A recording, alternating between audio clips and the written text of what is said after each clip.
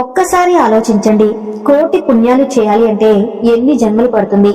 కానీ ఆ కోటి పుణ్యాలు ఒక్క రోజులో సంపాదించే మార్గం ఉంది అంటే నమ్ముతారా?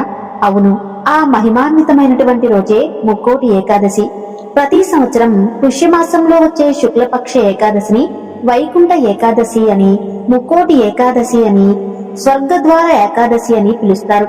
కానీ ఈరోజు ఉత్తర ద్వారం గుండా మాత్రమే స్వామిని ఎందుకు దర్శించుకోవాలి?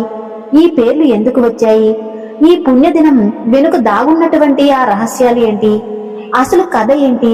రండి, ఈ అద్భుత ఆధ్యాత్మిక ప్రయాణంలో అందరం కలిసి నడుద్దాం. ముక్కోటి ఏకాదశి అనే పేరు వెనుక దాగి ఉన్న మహిమ. ఏడాదికి 24 ఏకాదశులు వస్తాయి. కానీ వాటిలో ఈ ఒక్కదానికే ఇంత ప్రాముఖ్యత ఎందుకు? సూర్యుడు ఉత్తరాయణానికి మారే ముందు ధనుర్మాసంలో మకర సంక్రాంతికి ముందు వచ్చే ఈ ఏకాదశి రోజున ఆశ్చర్యకరమైనటువంటి విషయం ఏంటంటే, ఈ రోజు సాక్షాత్తు శ్రీ మహావిష్ణువు గరుడ వాహన గరుడై 33,000 కోట్ల దేవతలతో కలిసి భూలోకానికి దిగివచ్చి ఆయన భక్తులకు దర్శనమిస్తారు. అందుకే ముక్కోటి ఏకాదశి అనే పేరు వచ్చింది.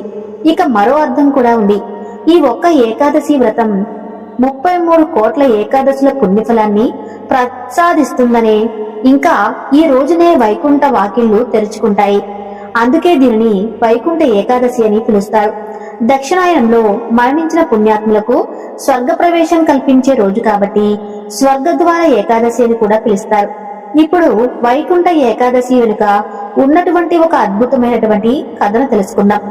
కృతాయుగంలో చంద్రావతి నగరం రాజధానిగా చేసుకుని మురా అనే ఒక భయంకరమైన రాక్షసుడు రాజ్యమేలుతూ ఉండేవాడు. వాడు చాలా క్రూరత్వం కలిగినవాడు.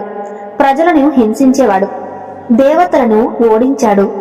త్రిమూర్తులపైనే కాలు దువ్వడం మొదలుపెట్టాడు.